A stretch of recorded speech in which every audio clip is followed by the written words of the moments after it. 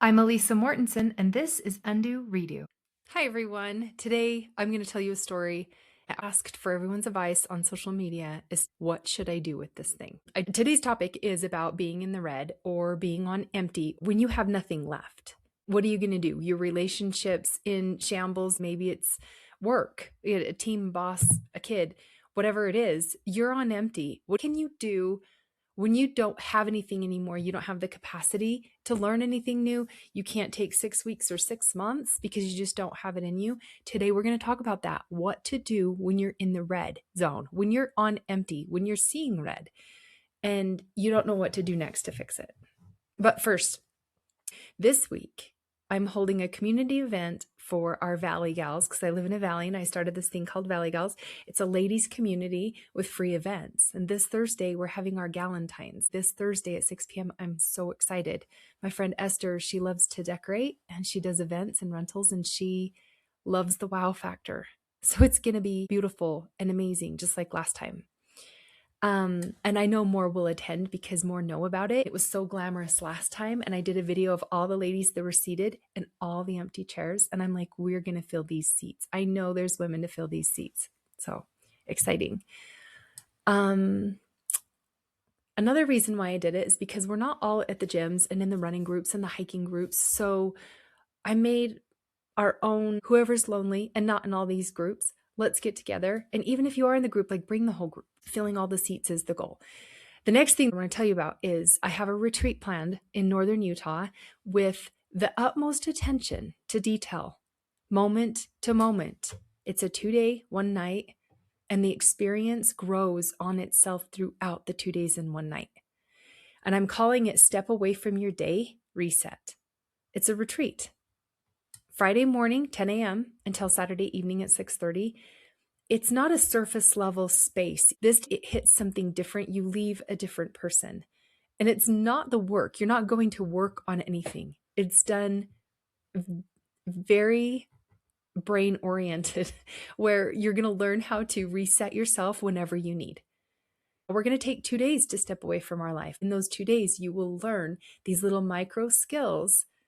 So you don't have to wait for the long weekend. So you don't have to wait for that massage appointment. The delivery is lighthearted.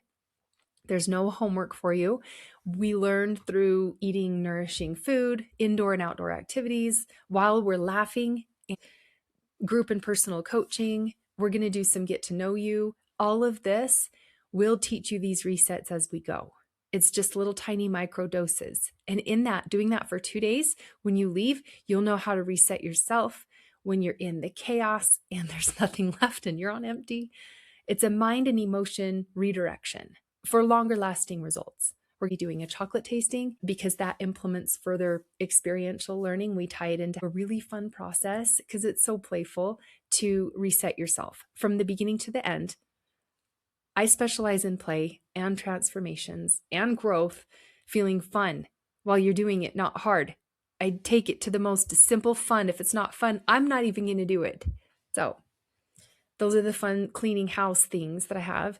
But for this episode, you'll never guess what is going on in your life right now without you even knowing it, because I couldn't have guessed. Somebody had to tell me. I am going to show you something. I am going to show you something that you're probably not aware of. Maybe I've talked about it before, but we don't think about it every day. We don't wake up thinking about it. And it's just from a little bit of a different perspective. Before we get to that, take a second to acknowledge something about you.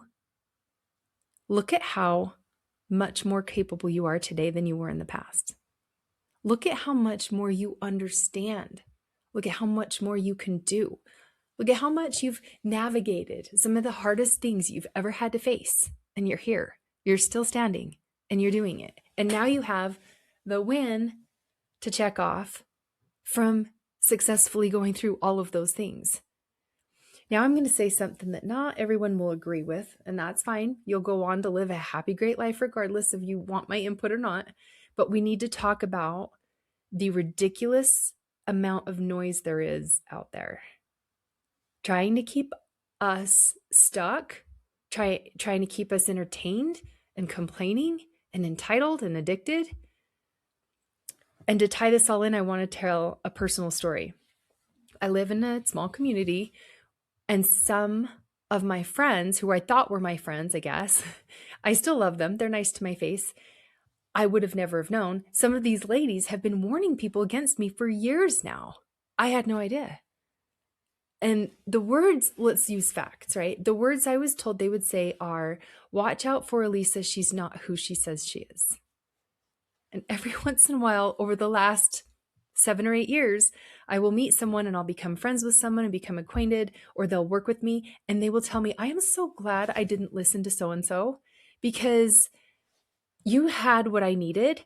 And if I would have listened to them when they said, watch out for Lisa, like you wouldn't be in my life and I wouldn't have this help. And quite honestly, although I'm grateful for the transparency and the honesty, and I let people be who they are and how they are, I was thinking on this. At first, I felt like, what am I going to do? I need a warning label? Like, warning of what? What am I going to do? And I thought of all the horrible decisions I have made in my life. Warning, she's going to complain. Warning, she's going to talk badly about this person, which is what we're doing now. Warning, she could do this. She could do that. Well, yes. And we all have friends that do that and we still love them. But for me, for some reason, I'm not allowed to make mistakes. Or something happened, right? I'm not sure what it is. And quite honestly, I'm even kind of embarrassed about a past version of myself. And I may be embarrassed about the current version I am right now in the future. You know, there was a me who was lazier. There was a me who complained and compared and yelled at my kids and fought with my husband. And I made mistakes. I made real mistakes. But that embarrassment, because I'm kind of embarrassed about it, that embarrassment is how I know I'm doing it right.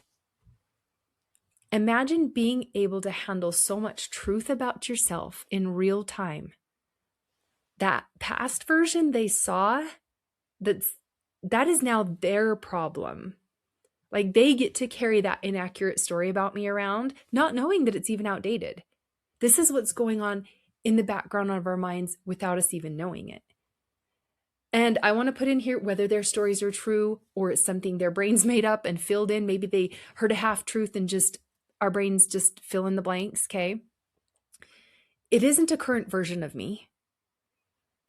And this is why I have been questioning the stories that I have about people too. In what ways do I judge and horribilize someone based on something that I know very little about? I live in a small town, so when I go to the market and I see someone and I feel like I need to hide or avoid, what is the story that I have about that person? If I ever need to warn someone about someone else or complain to others about their behavior, what is it about me? What's inside of me? And why would I feel like I needed to repeat my judgments of them? It's something to reflect on. See, things happen in the back of our minds that drain our energy, and we have no idea that it's happening. And this is my segue into change. Growth is a constant reality check-in. It's a call out to you, to your current self. It's a feeling authentically human again, right? If we moved away from the optimized, edited versions of ourselves that can do no wrong back into our own skin, the skin that has been here the whole time and seen and heard you, years of talking and actions, you would know that you could use a recenter. I'm taking a really close look at what I am telling myself. And when I tell myself I can't, or I'm at the end of my rope, or I can't handle this anymore, that is when I shut down. That is when I go into complaining. That is when I'm not able to keep going. We've been taught to treat ourselves like a task accomplishing machine. And when you say you're maxed out, you literally shut that whole being down. The spiritual, emotional, physical capacity, it hits a cap just because you said so. In this world of doing and accomplishing, we've lost the art of just being. We think we've hit a ceiling because that's where we usually stop. We tell ourselves we can't. We shut down. That's what our usual pattern is. That's what we do. And that's where all this biological noise is. It is so noisy. We feel our bodies get tense. Our brain is offering us all these false statements about us not being able to keep going. And this is where we shut down, and then we do. Your brain just offers it to you on repeat. It doesn't know any better. How could it know any better? How could it know if it could keep going if all we've ever done is tell it that we can't keep going and we shut it down? But what if you didn't have to do this just because it's always been done? What if in that moment of telling yourself that you can't and that it was crushing you and that there's no way around this and you just have to shut down and you're done? What if in that moment, instead of listening to that, what if you decided there was more room? I know you may not be able to believe it yet, but let's get curious about it. What would it look like in that moment if you had more room? What would it look like to create more room? What am I making this mean? Could I make it mean something else? Is there something else going on here that I'm not seeing? What's behind all of this? Right? If you get really curious about it, we lose that innate instinct to just shut ourselves down. When we shut ourselves down, we lash out, right? The truth of the universe is that you do have infinite spaces. You have access to more energy to move forward, even if it's just slightly. You have access to change your frequency and optimize the best possible healing and outcomes for everyone in the room. You have space inside you to hold bigger, messier, and more awful things than you realize. To let chaos happen and still be fine. You can find a space of okayness, even in your worst nightmare, by aligning with yourself and observing what's happening inside, paying attention to it and taking care of it. Become curious so you can hang in there longer. Be there for yourself rather than lashing out at someone else and shutting down. This is the art of a micro reset. I've been working with my coach on balance lately, and there's a lot of talk about staying regulated. Those are kind of trending words. But I want to talk about it like we're saying staying upright. Balance isn't a perfect 50-50 split. It's the state of being in motion, standing still or whatever, and still maintaining uprightness. If your foundation is shaking, you can still remain upright. If something comes at you, you can still get back to being upright. Even if you're suffering emotionally or physically, you can take charge of the other parts of you that you do have control over, your mind and your emotions. Your mind by directing and connecting to a higher power, and your emotions by allowing them to come into this noise of a body you have and all of this biological noise to stay engaged and to be decided. That is where truly being alive happens. Meeting everything with this invigorating empowerment of I get to choose keeps you out of victim mode. And it drains less of your energy to live this way. There's less grief. There's less exhaustion. I have been undoing the frequency at which I've been tipped over so regularly in my lifetime using these little micro redirections. And I've tested them out and they're good to go. I've tested them out on a lot of people and I've done a lot of research. And as a micro reset, there's no thousands of hours. There's no meditation and 20 minutes in red light and do this thing every morning. You just tap into your mind and you tap into your body. It's a tiny, playful little adjustment to get your mind back to center whenever you feel like you are tipping, whenever you feel like you're getting off balance and your foundation's being shaken. It's less about doing something and it's more about just being something. It takes a lot off your plate to do it this way. What if you could reset yourself 100 times a day if you needed? Whatever is needed to get you through, you do it right in that little micro moment. And you talk to yourself and you can say, I see you. And we got this. There is space for this. I can hold this and I can show up.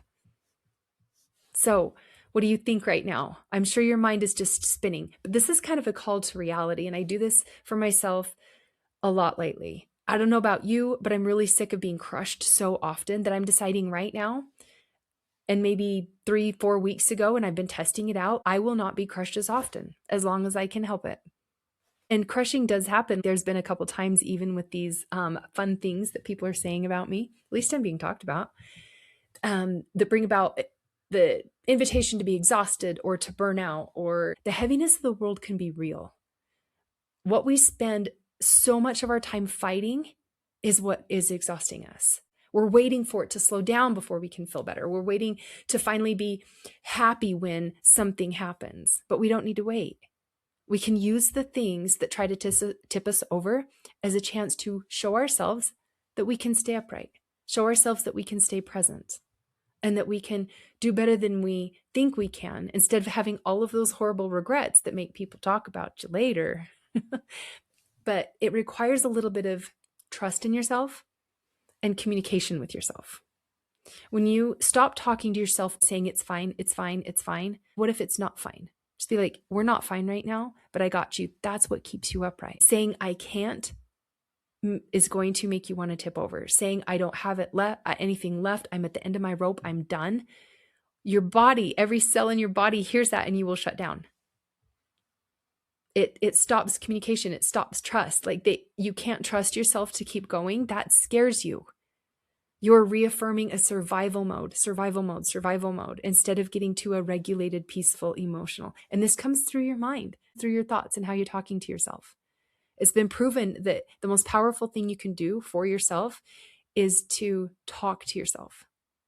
So if that's true, then also the worst thing you could do to yourself is talk to yourself. Eavesdrop on your mind and see what you're saying. I want to show you how this works. I'm putting together a mini masterclass because I want to hear feedback and what your definition of a reset is. Like, some people are like, oh, I just need to reset. Like, what does that mean? Does that mean a bath? Because that doesn't stop your brain from getting you in trouble later, right? Your definition might be the very thing keeping you stuck in the doing instead of the being. The topic on this mini masterclass will be resetting. It's going to build resilience and repair relationships using these little micro moments of connection and redirection, and it is so profound. It resets the entire frequency of the whole room. It uplevels anyone you're around. You're going to start noticing changes when you are energetic and you're ambitious and you're speaking in loving, problem-solving ways instead of the complaining person that you have been. It changes everyone you meet. No big, long methods, no homework. I swear, this is the laziest guide for micro resetting for parents and professionals out there. It's the top way to make huge shifts in the room whenever you need. It's the most effective. People don't have time to learn a 6-month course and a 10-week thing and come for 20 visits and then you'll be good. Like, who has time for that anymore? We need fixes now. Learn how to do it in 60 seconds. Learn how to do it in 5 minutes. Once you learn how to create that infinite space inside you, the result isn't more work. It's more joy. It's more fulfillment. And it's a life that's actually sustainable. So join me. It's March 3rd at 1 p.m. I need your email to send you the link. DM me on social media to get me the email. I'm also going to be sending out emails to my current email list. I'm working on a website where I can get your email list if you'd like to be involved in these events and retreats and find out what fun things I'm doing if it fits something that you'd like to learn. So I will be in touch. And of course, if you thought of anyone while listening to this, you must send it to him. Be the one that heaven can trust. This is how heaven reaches people, is through each other. This was great. Thanks for tuning in, and till next time. Love you all. Bye.